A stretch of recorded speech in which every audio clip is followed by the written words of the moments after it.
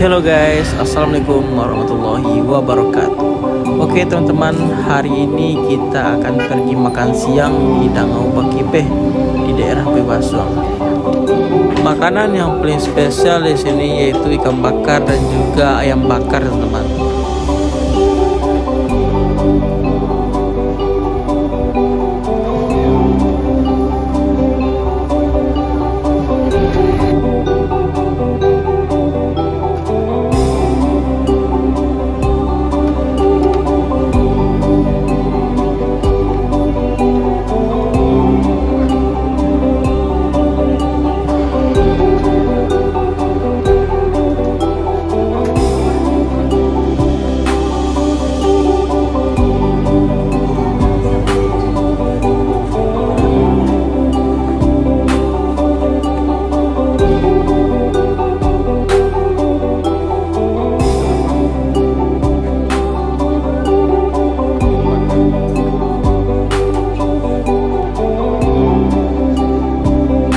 Hari ini kita makan di mana?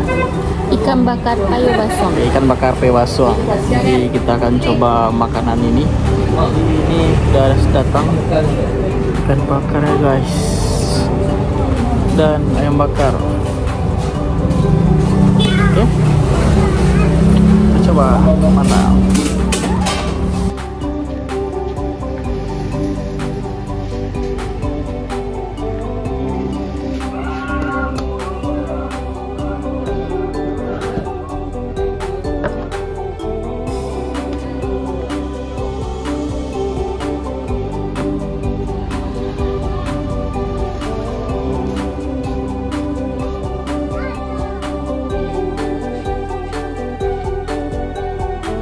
Oke, mari kita makan kawan.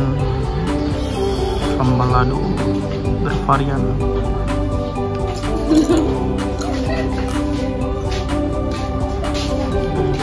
Pucuk ubi, pucuk Perancis, sambal lado dan kerupuk. Dan ini kambia-kambia. Itu makan cipu. Iya, sama masukin sama. Cukup. Ya, cukup. Makan ini. Dan coba yang ayam.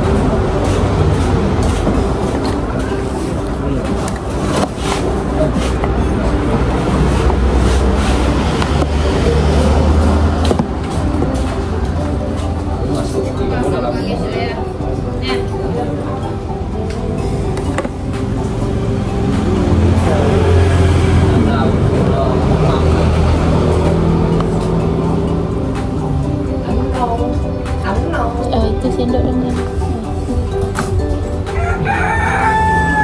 ini acar.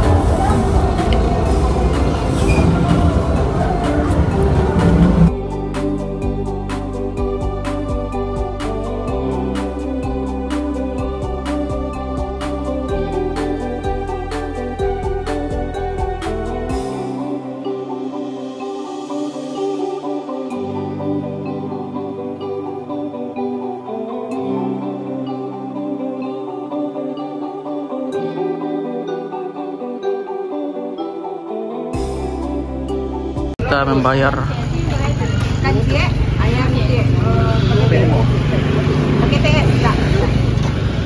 Ayamnya tinggalin, kan pesanan orang. Ayam sepasang 20 lah.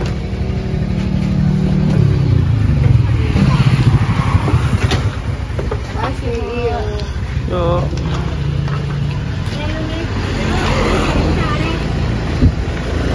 Mana? Mana kita lagi? Payo. Yes. Ke Bias. Oke. Dadah. Dah lah, lihat.